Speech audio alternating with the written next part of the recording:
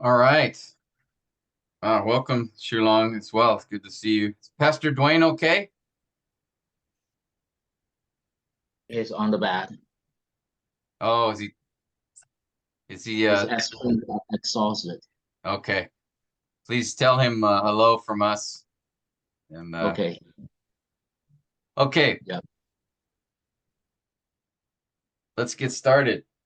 Like I said, we'll just cover a little bit of the scene analysis for John 4. That's the next step here in the narrative analysis of the story. We spent the last um, couple of sessions on the setting of the story in particular. Now we want to look at the scenes. If you remember, that's the second of the four steps we want to carry out when we do narrative analysis to get more familiar with the story and particularly the point of the story. That's what we're most interested in.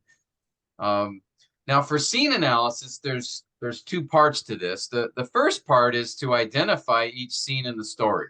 Okay, so we're looking at a particular story and within a book, and we want to identify each of the scenes in the story first. In order to analyze each scene, we first need to identify each scene. And so a scene, again, is defined by a change in situation, which usually is seen by a change in the time or setting, excuse me, which is the time, the place, sometimes the characters. But really, the general idea is there's a change in the situation within the story. Okay. Again, that can be a location, a period of time, or sometimes if there's a change in the characters. So we want to identify each scene in the story first. And then, and this will be the more involved part of scene analysis, is to look for certain details in each scene. If you'll remember, this again is just review. We talked about this before, but we're looking for really six particular details in each scene. Again, remember, by the way, the scenes are the building blocks of the story.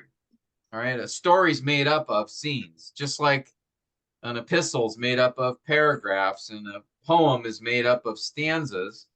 Each stanza in the poem presents a particular point that contributes to the overall meaning of the poem, or each paragraph in an epistle presents a unit of thought or a point that contributes to the message of the whole epistle.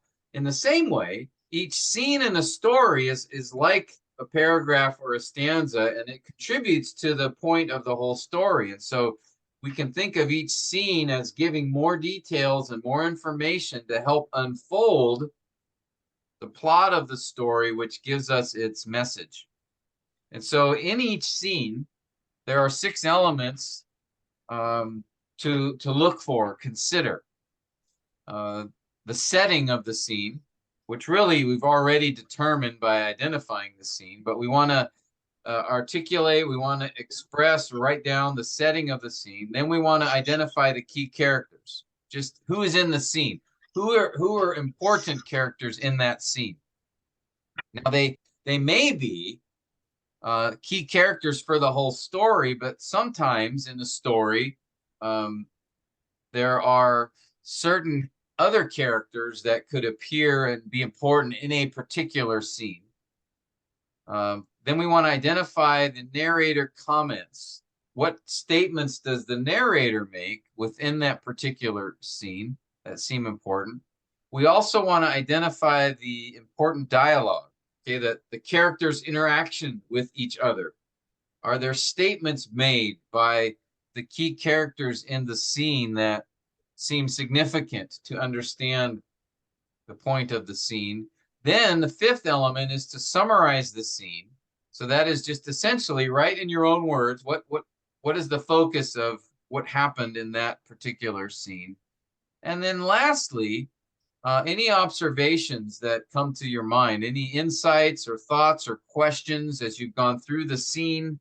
Maybe something has uh, popped up in your mind that you feel is important or helpful or interesting. So you want to just take note of that.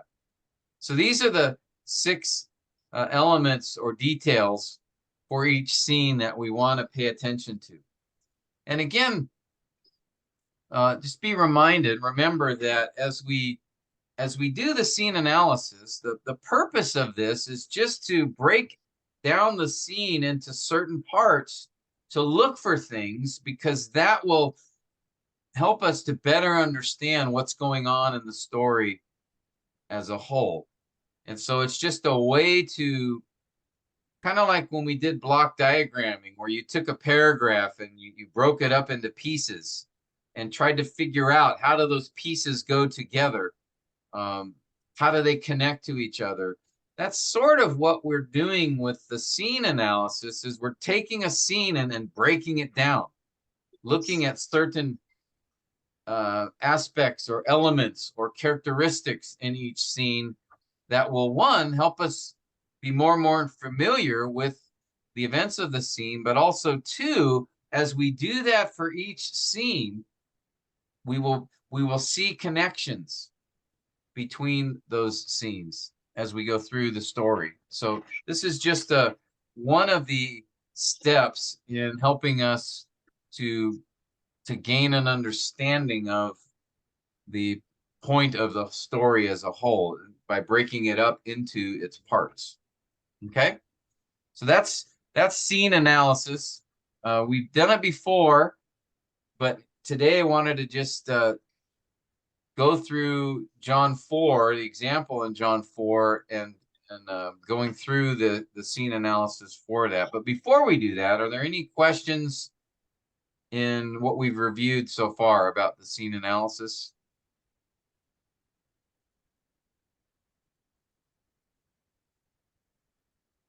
Okay. So with that, I'd like us to now just take a moment. Let's read through the account, the story again. I'll give each of you a section to read here. And as we do, look for a couple of things. One, try to identify the different scenes, different situations within the story. And then secondly, as we're going through, just start paying attention to some of the details within each of those scenes. I'm going to give you some time to do that on your own in a little bit, but just start paying attention to particular details within the scenes as we go through the story. So with that, I'm going to ask if Yu Chai, if you could read verses 1 to 6, or sorry, Fu Wei, if you could read verses 1 to 6. Yu Chai, if you could read verses 7 to 11. Shu Long, if you could do 12 to 16. Daniel, verses 17 to 22. John Cheng, are you driving? Will you be able to read as well? I'm driving now. Oh, okay. Then I'll ask Pastor Philip if you could read verses 23 to 32. And then Yu Chai, I'll ask you to read also 33 to 38, and then I'll read the last section. So hopefully you guys remember which verses I assigned you, and we'll just go through it together. So Fu Wei, if you could start us off, verses 1 to 6. Okay, so John chapter 4, verse 1 to 6.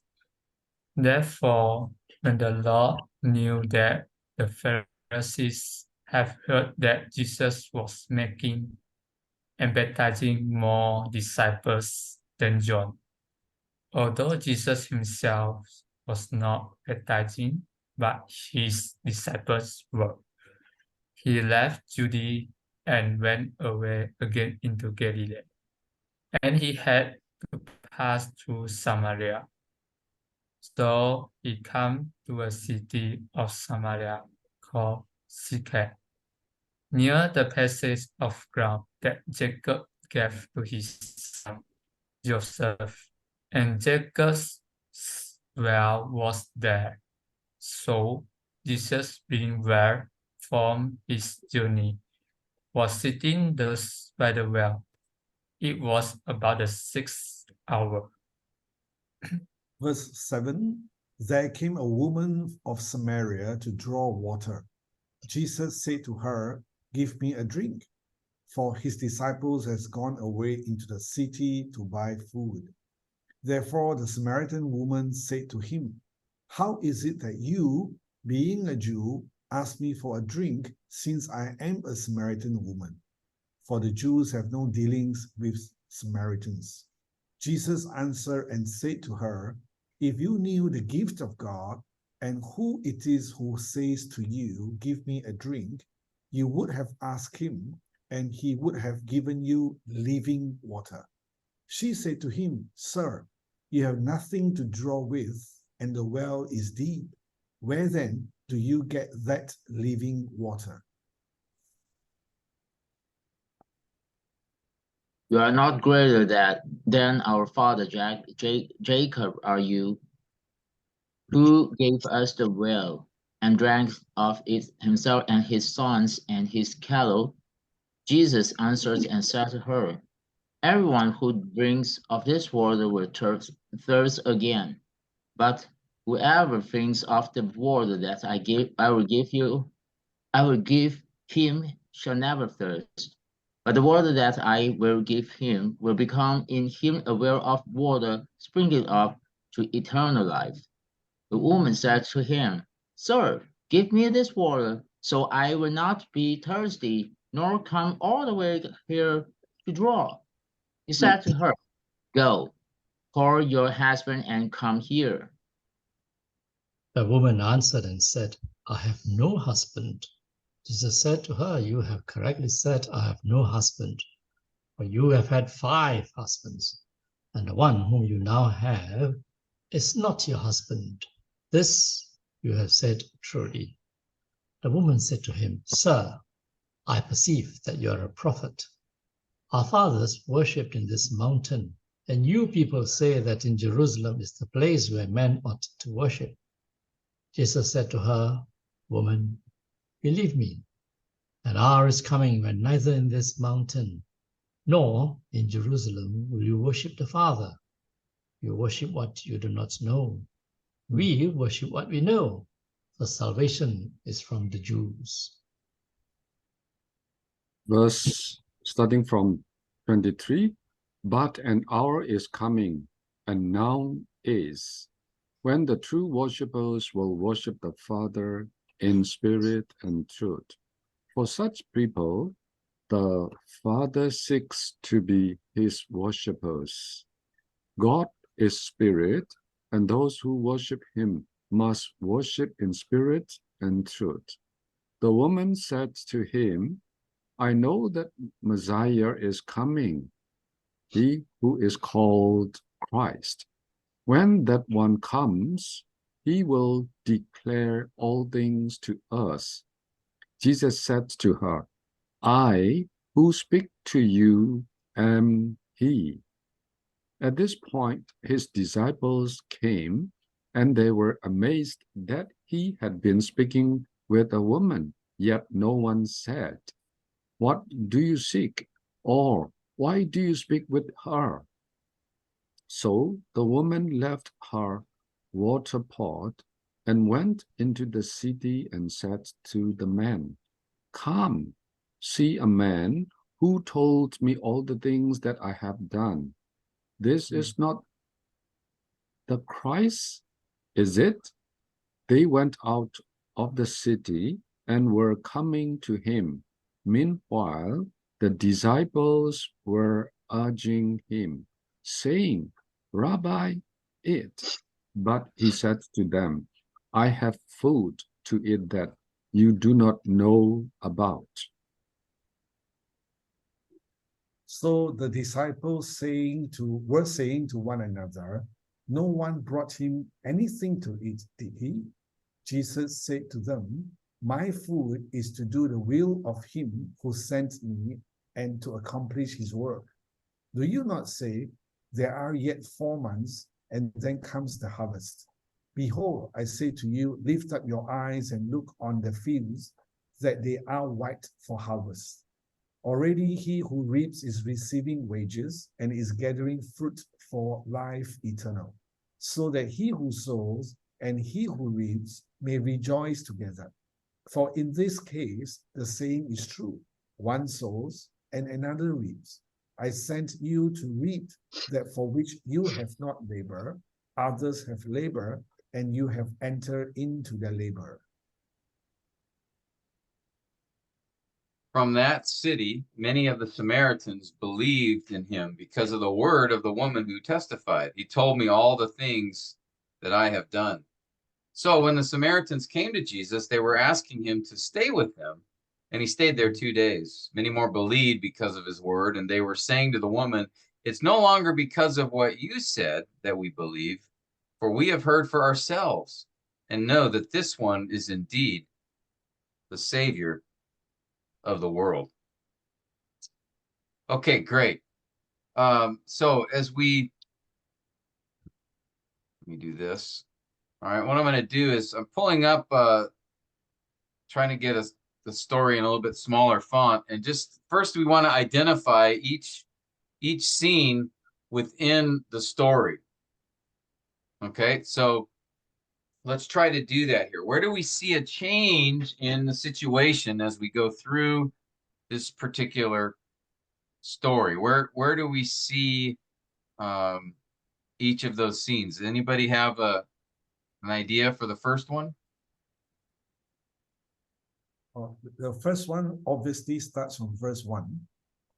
Yeah, right. There's a change now in the setting from the previous story, right? He left Judea and went into Galilee, passed through, now he's in Samaria.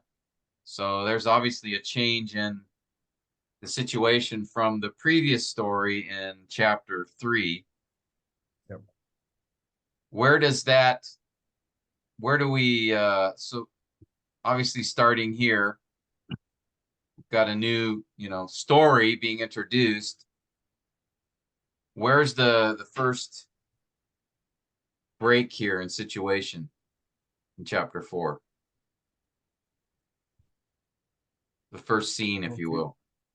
Well, can we also say the where the location is Jesus came to the city of Sychar? Okay, let me.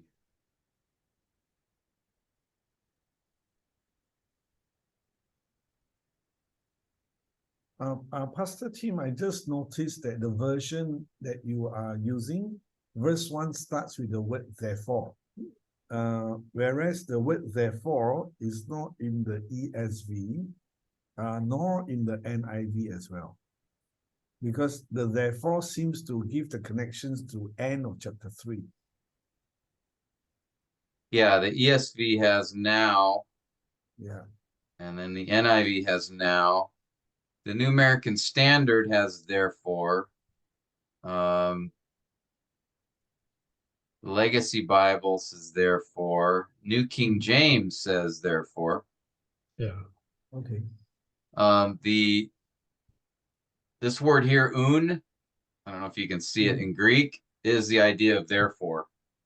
Okay. Mhm. So it's probably a better way to understand it. Instead of just saying now. So now tells us, okay, new story. But yeah, I think therefore actually is connecting us to what's been going previously as well. So something to think about as you're looking at the narrative as a whole, like how this story would fit with what's come before it.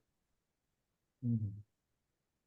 But I think the ESV put now because they just want to emphasize, okay, new story, new situation here happening. The King James Version has it as when therefore.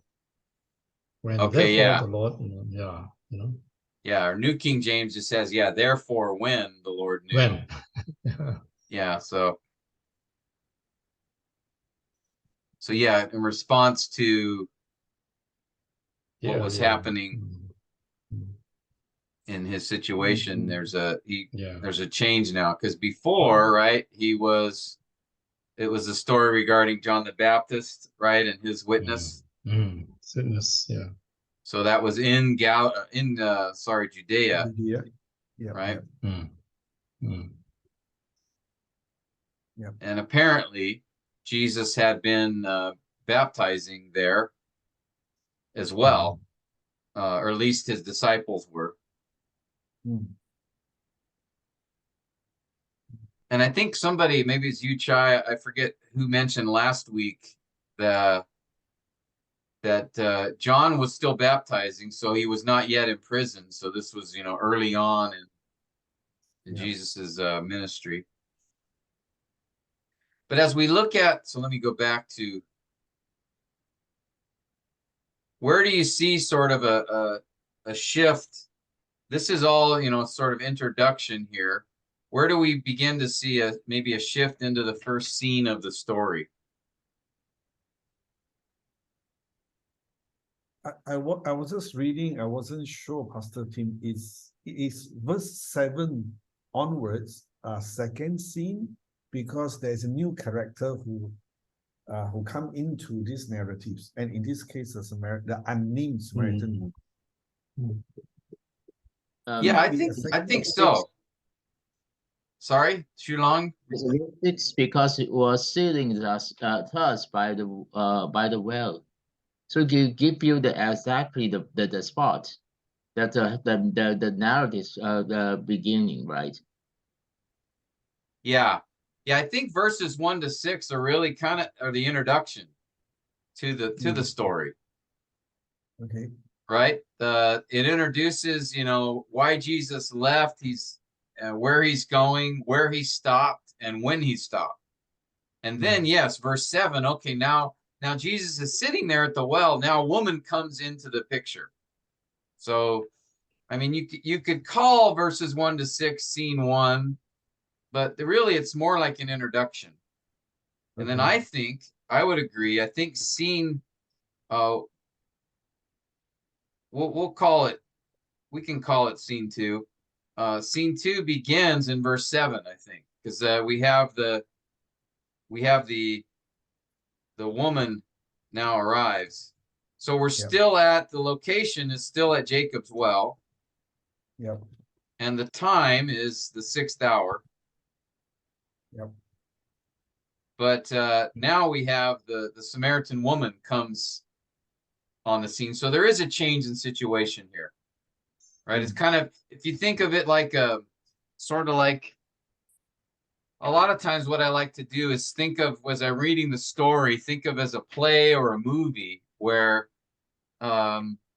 the first 6 verses were sort of given this, maybe they would show some brief scene of Jesus walking with his disciples and they're coming to Samaria, and then he sits down at this well. So that's kind of the first few, the first part of the movie or the play is showing this sort of short pictures of him making his way to this place. Now he's sitting at the well, and then now the next scene opens with a woman comes to draw water there. So now I think verse 7 is an appropriate break. Pastor, sorry. Yeah. Before verse 6, right? From verse 1 to 5, actually, was the broad background, right?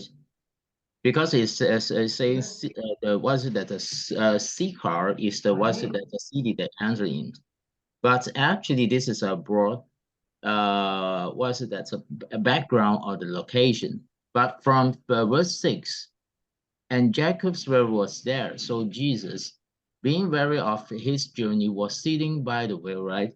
So he gave the particular the focus of the spot. Actually, the conversation begins. But who comes first, Jesus or the woman? Yeah, notice, I mean, you could start it here if you want, because this is the background, and then now Jesus is sitting at this well, and then came the woman. So because influence, who is the key character take place? Because Jesus or the woman? So yeah, I have it as well, whether who is the protagonist who is the antagonist?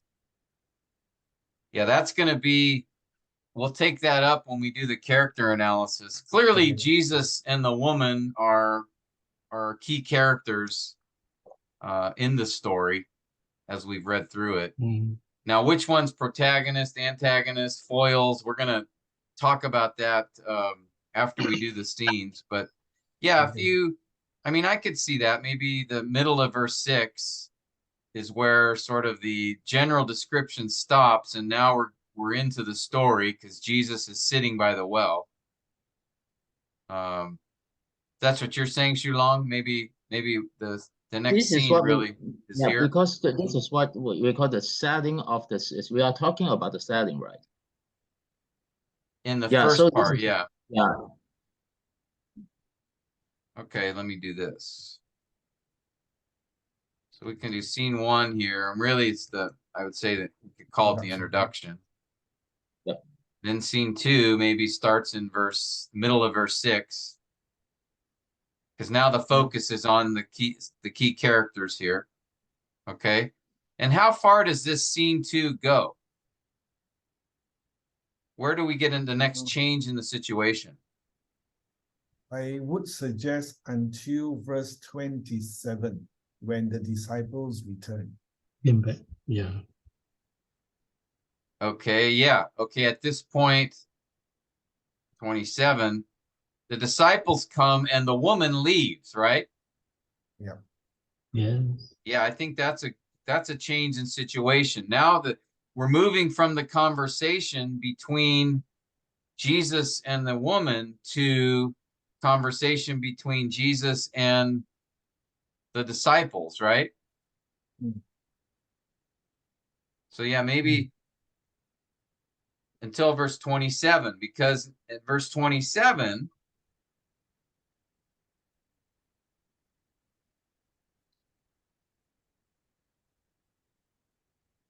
sorry, so this would be till verse 26. 26, yeah, yeah. Okay, so where are we? Is there a change in location? No, we are still at the well. Yep, we're still at Jacob's well. Yeah. How about the when? It's not the 6th hour anymore, but it's still around. Mm, It's still the same day, right? Yeah. Probably. Who knows if it's the 7th hour or but it's not a lot of time has passed, right? Yeah. yeah. We Could could be the just say seventh hour or thereabouts, because the disciples came back with the food. yeah. Probably lunch. Yeah. So could have been an hour, 2 hours. We don't know, Yeah. but Yeah. but not long. It's not like the next day, or it's not Mm. like evening or anything, No. right? So it's generally No. around the same time. But what's changed here? The characters, right? Yep. Mm. The woman leaves, the disciples return. Yep. So we do have a change in situation. All right. It's no longer the same, even though the setting is almost the same, right? It's the same location. It's a little bit later. But now we have a change in the situation because the characters are changed. Jesus is still there, but the woman is gone now, and that conversation is over. Now we've come to, there's going to be a new conversation between Jesus and his disciples, right? Mhm. And then how long does that go? Is there another change in situation? Is there another scene that you guys see here? Well, it's more the narrator's comment. I think that starts at verse 39. Yeah, I think you're right. That because now the Samaritan, it's almost again the same situation here, right? Or the same setting, because the Samaritans now come, right? Because they came. It says this when the Samaritans came to Jesus, right? They were asking, so the Samaritans arrive at the same location. So if we're looking at scene 4 here, it begins anyway.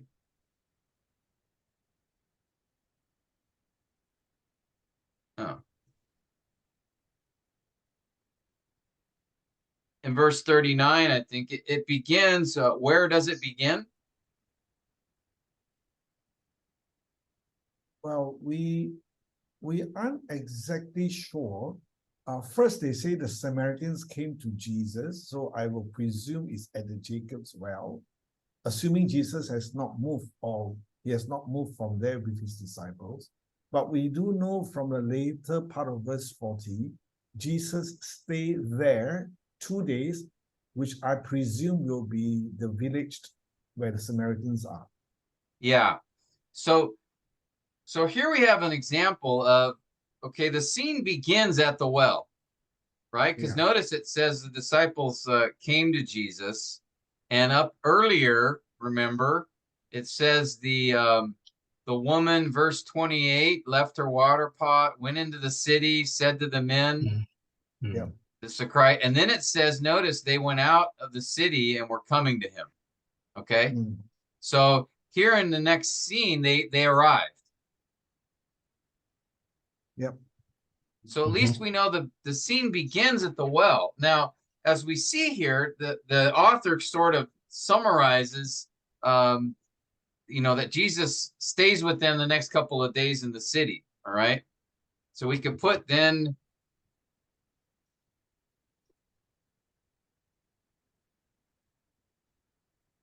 right, he goes with them into Sukkar. All right, that's where we assume anyway, right? He stayed with them and they came out from the city, verse 30. So we assume that's where Jesus went, that he followed them back to the city and stayed with them. And the many more believed, and this was their testimony. So this next scene begins at the well, and what would we put for the when? It begins. When does this scene begin in time? Scene 4.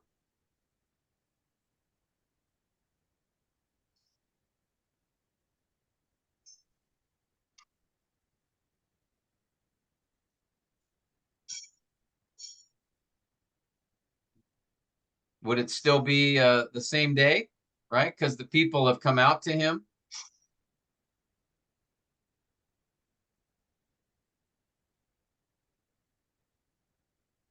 From the city. Yes, same day, but later time. Yeah, so we'd say a little later than scene 3. When the woman testified her encounter with Jesus, and the villagers came to see Jesus at the well. Yeah. So the woman, so however long it took the woman to go back into the town to talk to the people, then for them to come out. So, again, we don't know, 1 hour, 2 hours, but it's still the same day, probably later in the afternoon. We could say that a little later in the afternoon. Now, but the scene transpires because then Jesus stays with them for 2 days. So here's an example where we have a situation that sometimes scenes will cover a period of time. Okay. Again, yes, normally a scene is defined by a change in location, a change in time, or a change in characters. But remember, sometimes, like even at the beginning in the introduction, we sort of give a summary of what took place over several days, right? That Jesus left Judea, he's going to Galilee, he walks into Samaria, they find Sukkar, Jacob's well. That took some time. So those first Mm. 6 verses are covering a period of time, but it's still one situation. The author's just giving us a summary of what brought them to this particular location. And then in the story, we have the first or the second scene would be that interaction between Jesus and the woman at Jacob's well at a particular time of day. Then she leaves, the disciples arrive. So same location, just a little later, now there's a conversation between Jesus and the disciples. In the meantime, the woman's gone back to the city and talked to the people there, and then they start coming out, but Jesus is having this conversation with the disciples. Then the people from the city arrive. New situation. Still same location, and still not that much later in the day. Again, it's the same day, just later in the afternoon, but it's a new situation because now we've gone from the conversation with Jesus and the woman to the conversation with Jesus and the disciples. Now it will be an interaction between Jesus and the people of the city. But the author in that last scene, if you will, we're calling it scene 4, the author notes that Jesus stayed with the people for 2 days. So here we have, in this new situation, the focus is Jesus's interaction with the Samaritans. And so the author chooses to summarize, those 2 days by the testimony of the people there at the end of the story. And so this is an important thing to recognize within stories, that here, the way John the author has structured this story is really 3 conversations. That those are the situations here. That there's the conversation, there's the introduction that brings Jesus to this particular location, that we could call that the first scene, if you will. The second scene is the conversation between Jesus and the woman. The third scene is the conversation between Jesus and the disciples. And then the fourth scene is really the interaction with Jesus and the Samaritans. You see that? That, I think, is how we can break up the story into its parts. That's how John has structured the story. So that's why we would call each of those scenes, even though the location's the same, the time is the same, except at the end, Jesus is 2 days in the city. It's the characters that form the structure of the story. It's the interaction of the characters. Jesus is in every scene. He's the main character. But who he interacts with and what they talk about is the particular focus of each situation in the story or each scene. Does that make sense? So sometimes we have stories which will be, there's a chain, like if you look at, the story of Jonah, right? There's really a handful of scenes there. The first scene is Jonah's interaction with God when God commands him to go, and he doesn't. He runs off to get on a ship. The second scene of that story is on the ship a few days later, and there's the big storm, right? And then the third scene in the story of Jonah is Jonah in the fish, new location. Then the fourth scene is Jonah interacting with God, where the fish spits him up on the shore, and then God says, okay, now go to Nineveh. Okay, so there's a change in location and time. And then the fifth scene is Jonah is in Nineveh preaching to the people, and the people of Nineveh repent. And then the next scene is Jonah's the next day outside of the city in another location. So there in Jonah, we see a clear change in location and time that marks each scene. But in this story, it's really the change in characters that identify each situation within the particular story. And that's why I say that a new scene is identified by a change in situation, because situation can include the setting, but it doesn't always have to. Sometimes, like the setting in the story really doesn't change. Same place, same day, more or less. But there's a shift in the characters and what is discussed among those characters. Now, again, at the very end, the last scene is really more of a summation, because the time period is 2 days elapsed, but it begins in the same place that the other scenes happen. And then John just says Jesus stayed with them, but all he does is summarizes that the whole thing there by saying they believed, more believed. Jesus stayed with them, more believed, and they testified Jesus is the Savior of the world. Story ends. Does that make sense? Any questions or comments on that? Can you guys see how we broke down the situation, the scenes in this particular story?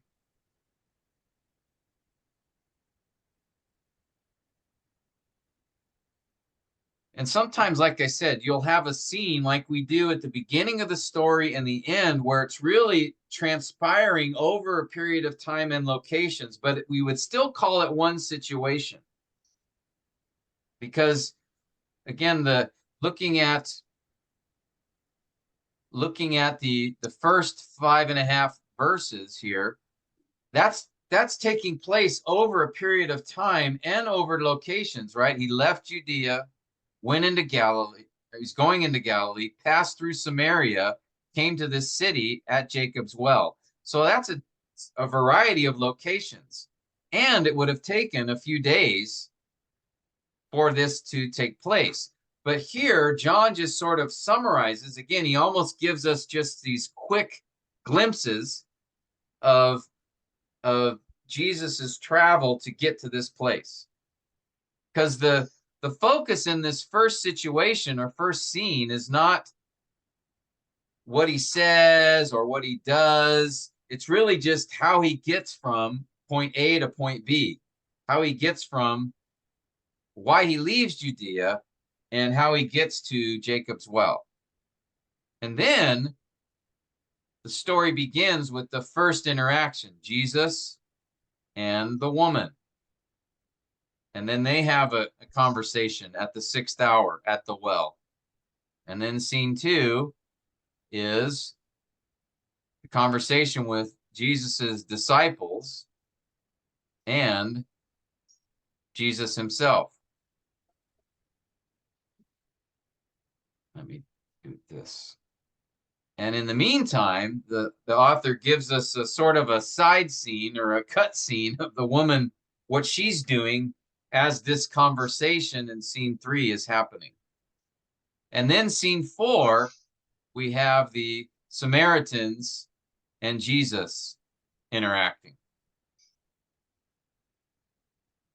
But again, it's more of a summation of they came out to him to see him and then invited him to stay 2 days. And then as a result of that interaction, John just wants us to focus on the fact that many believed, right? Something he repeats. See that? 3 times he says in that last scene, believe, believe. So, okay. So you guys have now then in your minds here the structure of the story, the scenes as we've broken them down. Any questions? I was just Googling Pastor Tim that from the city of Sukkar to Jacob's well, it is something like depends on which basis. It's about half a mile, and it would take a slow walk, maybe about 25 to 30 minutes. I'm just trying to piece the time factor. So assuming the Samaritan woman came out at the 6th hour. She talked to Jesus, or both of them conversed for a while, and assuming she left, and then the disciples returned to Jesus. By the time she gets into scene number 3 in the village, she would be like maybe 1 hour plus after the 6th hour. And assuming that she spread the word about this man whom I've met, and he told me all I've ever done in my life, she went around spreading the news. It will probably take another 1 to 2 hours for the disciples, or for the villagers to come up to where Jesus was. It is only a final point. I think it's non-consequential as far as Jesus is concerned, but it may be helpful if one is preaching on John chapter 4 to narrate in such a way so that the congregations have some idea of the timing of things. But it is not an important point. But it's interesting to note or to learn that it's the same location, largely the same time, except for the last scene that Jesus stayed for 2 days. But it's a change of the character coming on and off the scene that changes the scene. Yeah, we could probably make a pretty good guess, as far as specific time. John chose not to point out specific time, but we at least know by the time we get to the Samaritans coming to him, it's still daylight because they can see him. That's So right. So we know it, this whole, everything that transpired here probably, happened within several hours, but it's probably not, later than 5 or 6 o'clock when the Samaritans come out to him, which would make sense why they would invite him to stay with them, because it'd probably be getting, approaching evening time. But we at least know for, we can be very confident that what happened, by the time we get to scene 4, it's still that afternoon. It hasn't gotten to evening yet.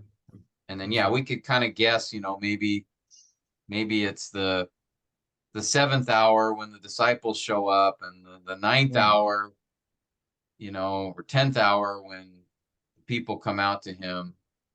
We can kind of guess at that a little bit, just knowing the distance and what's happened.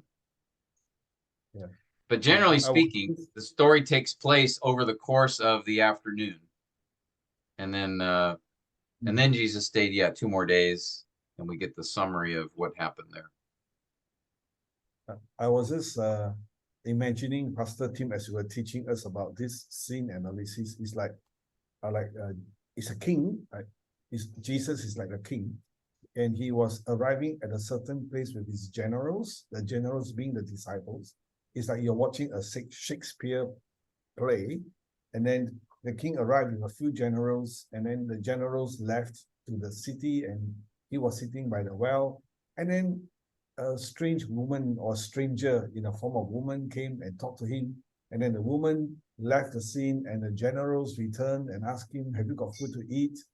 And then the next thing was the woman has gone to her village, and then a large crowd together with the woman came out to see the king, where the generals are with him at the well as well. So that seems to be quite clear. The same scene, the well has not changed in this play, but the characters are moving in and out of that stage. Yeah. Yep. Yeah, you can think of it, like almost like a play as well, right? Where the background, the scenery that you see there is the same, but there's this changing of the characters in and out of the scene. Jesus stays there, but who he interacts with and what they talk about is different. Now, if this story had been like where Jesus is talking with the woman, and then the disciples enter and the woman stays, and they keep having the same conversation, then that would be the same scene. Okay. But here, that's not what happens. It's Jesus, the disciples come back, the woman leaves, and there's a new discussion. Now the discussions are connected, and we'll come to that later when we look at the plot of the story and how it all links together. But but it's still that's why I call it a new situation, because the characters are different and the focus of what they talk about is different. Yeah. Okay. I And then just have a funny Yeah, go ahead. observation that Jesus stayed with the Samaritans for 2 full days. A pious Jew and a respected rabbi, Jewish rabbi as he is, staying 2 days with the Samaritans. He would have been pretty unclean by the standard of the Pharisees after that. Yes. Yep. He would be- And this really, you know, we're starting to get at the problem that we're going to see in this account. You know, what the problem is, you know, as we think about plot, that's really creates or identifies what the problem is in this particular story. So yeah, that's a good point. And honestly, too, you know, can you think of any other time in the Gospels where Jesus is actually invited by the people to be with them for a period of time? Often he's being told to leave or or you know, not or being not to chased stay. out of the synagogue. Yeah. Yeah. Okay. Let's just take a quick look at the first scene, and then we'll end our time for today. But if we go back to that first scene, really, like I said, it really serves as more of like an introduction, as I would see it, because we're getting the transition from the previous story. So there's a change in time, as we've already discussed, and location. So really what John is doing here is shifting us, you know, from the events that, you know, took place in chapters 1 to 3, which were in the what happened there. Now he's shifting us from there to the next story in his gospel. And he's doing that by showing us the change in time, location, even giving us the reason for a change in setting. And notice how he goes from general to specific here, right? He starts with Judea and Galilee, and then he gets more specific. He's going to Samaria, and more specific, a city in Samaria, and more specific, Joseph's land in Samaria, and more specific, Jacob's well. So it's kind of an interesting narrowing. Again, you can almost picture the scene a little bit of just sort of the, you know, if we're thinking of it like a movie where you just kind of like give a vision or a short picture of him leaving Judea, walking, and then he's another picture maybe of a sign of, you know, entering Samaria, you know, and then even a picture of this village, Sychar, is Jesus approaching that. And then so you kind of get these sort of, in your mind, you can kind of picture these quick scenes leading us to the exact location and the exact time that Jesus arrives at this particular place. Now, we'll break this scene down a little bit later when we do the scene analysis portion of it, but just giving us an idea, an overview of that. And then the second scene is, again, just the focus is a conversation. And really, you know, we don't know if more things were said or not, but, you know, as it only took us a couple minutes to read this conversation between Jesus and the woman. Right. So perhaps that's all they discussed, but perhaps a little more was said. But John only gave us this portion of the conversation and what they focused on. And then she leaves, and we have another conversation between Jesus and the disciples. Now, again, as Yu Chai pointed out, you know, if Sychar is, you know, half a kilometer away, it's going to take, on a fast walk, it's going to take at least 10 minutes, 15 minutes for her to get back to the city, to maybe an hour or two in talking with people in the city, 10 or 15 minutes to come back. I mean, it's at least going to be a couple of hours, right? Mm, mm. You know, let's say everything happened really fast. Say it just took an hour. Well, scene 3 is not an hour long. It only took us, you know, a minute to read that scene. So again,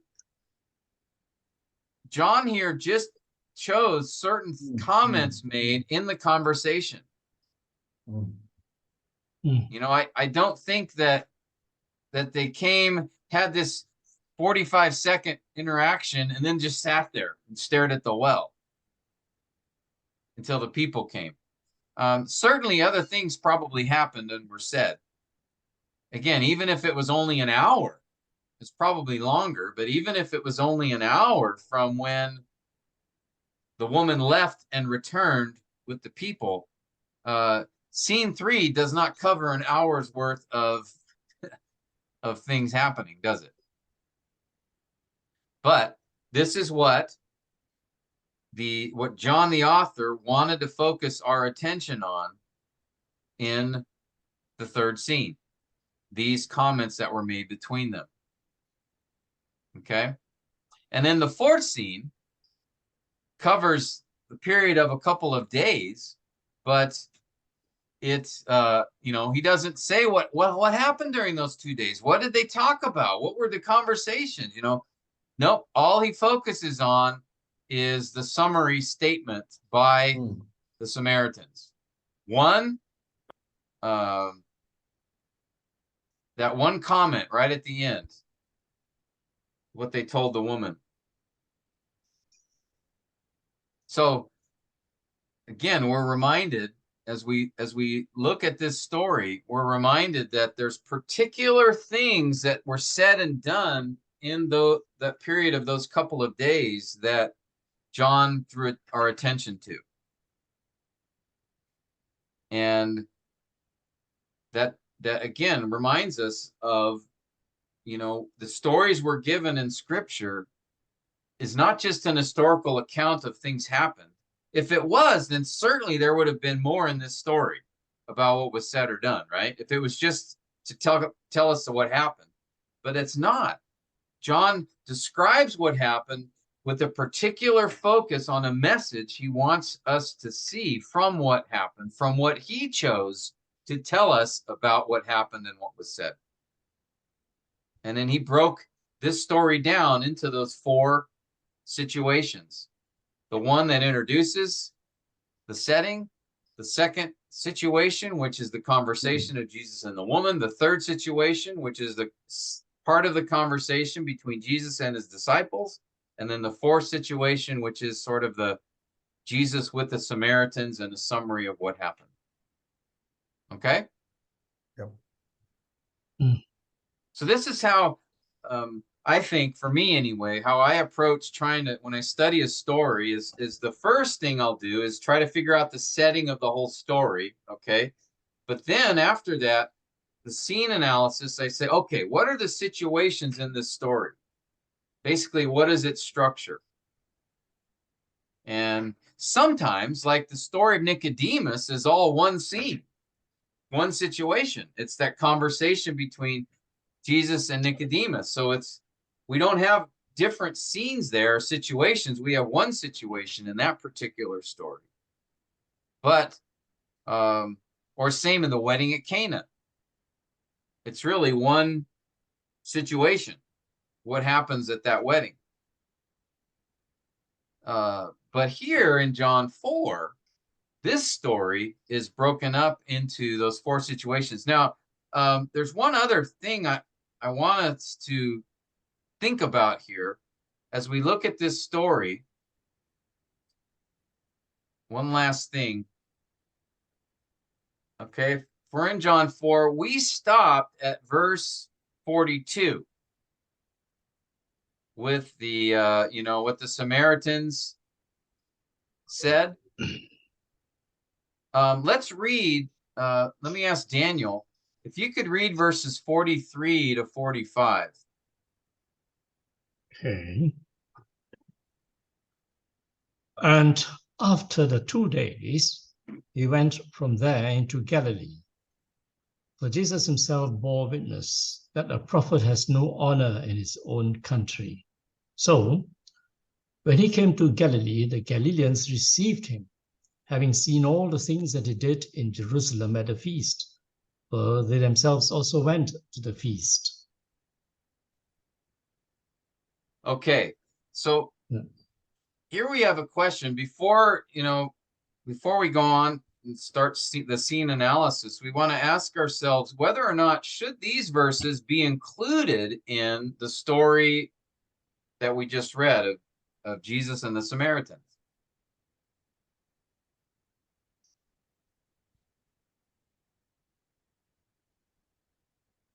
What do you think? Is this part of the story of Jesus and the Samaritans?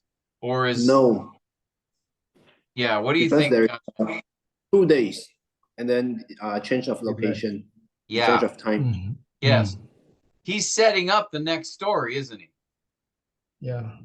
Because he says Into after the Galilee. 2 days, just like John Sheng said, those are the 2 days he was in Samaria. After that, he went into Galilee. Say, okay, we're done in Samaria, John says. Now we're coming to Galilee.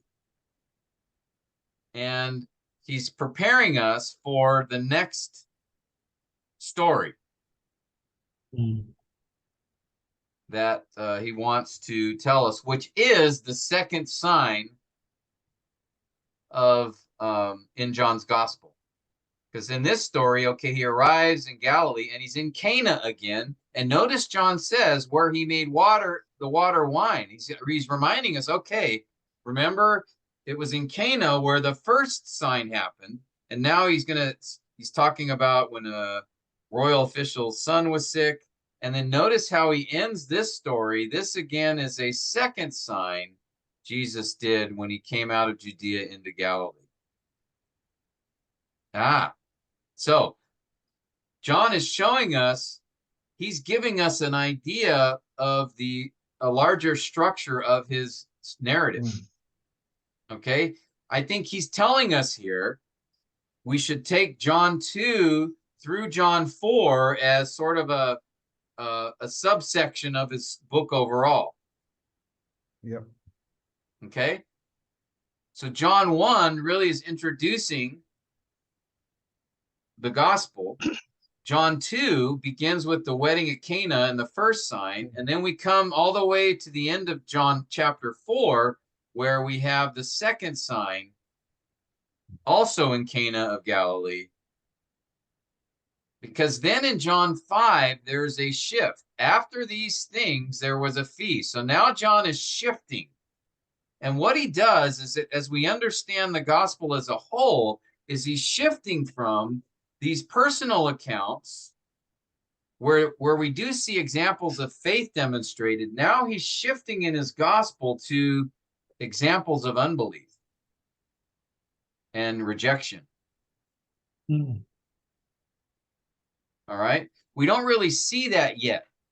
Okay, Nicodemus doesn't outright reject him, but he displays like confusion, right? What's Jesus? What are you talking about, Jesus? But we don't see him completely rejecting. But and in John 4, of course, the Samaritans welcome him. They believe. It's just, wonderful, wonderful account. But then when we hit John 5, now is where we see this direct confrontation and rejection of Christ.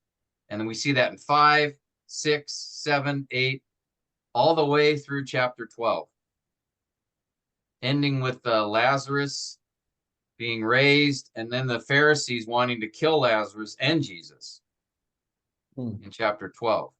Then we hit chapter 13, which we move towards the upper room and Jesus's final days. Okay, so this, again, we kind of can see the larger structure of the book as well, where we have John 1, John 2 through 4, John 5 through 12, and then John 13 through 21, which is Jesus's death, burial, resurrection, post-resurrection account. Okay? So just keep in mind, pay attention to these markers.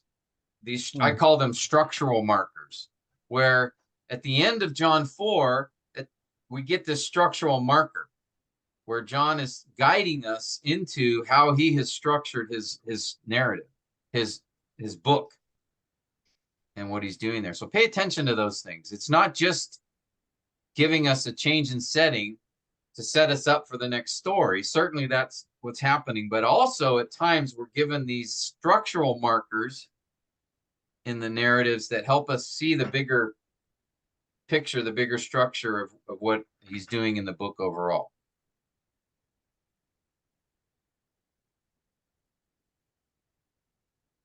All right. Questions on that? Or comments?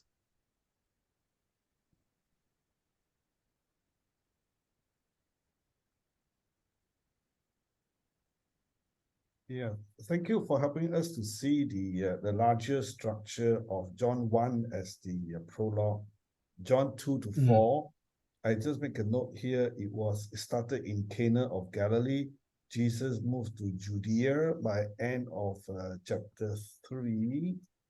And then from Judea, he went to Samaria. That is where the Samaritan woman. And then he went to Judea and then Galilee. So he kind of 2 to 4, he returned to Galilee. And then John 5 to 12 as well. Thank you for that. And yeah.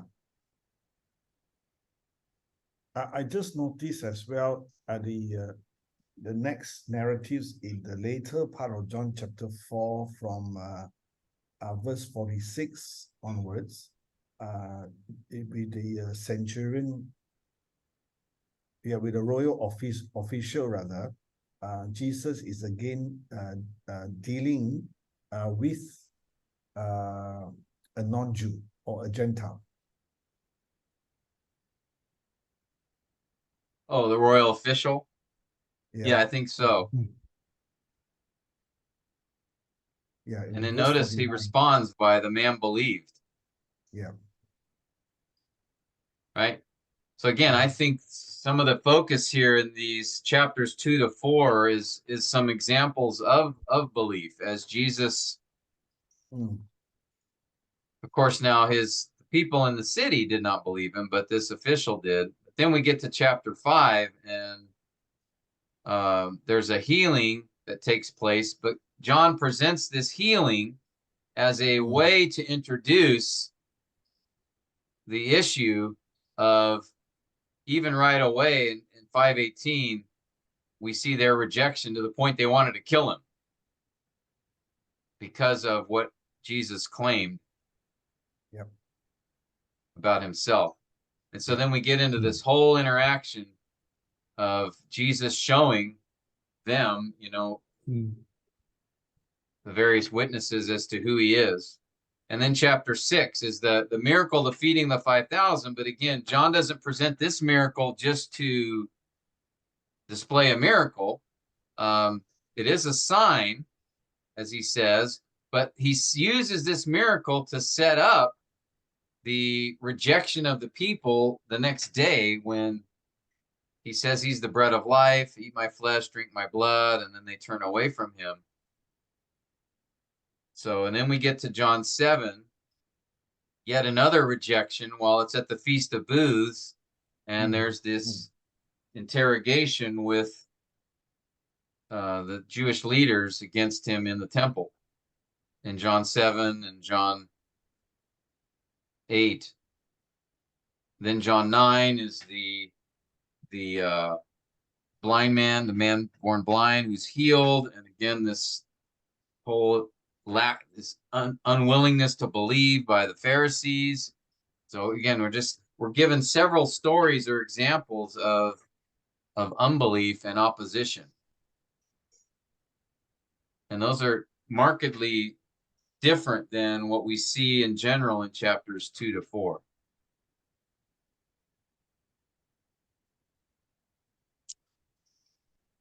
This is the thing, guys. Look for this kind of thing in the narratives in Scripture. But look for the larger structure.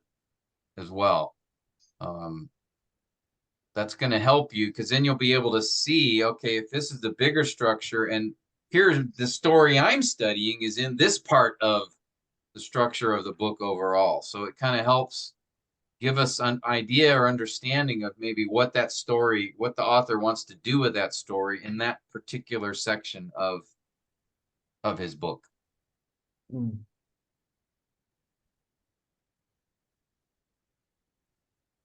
Okay, good. Any other questions or comments?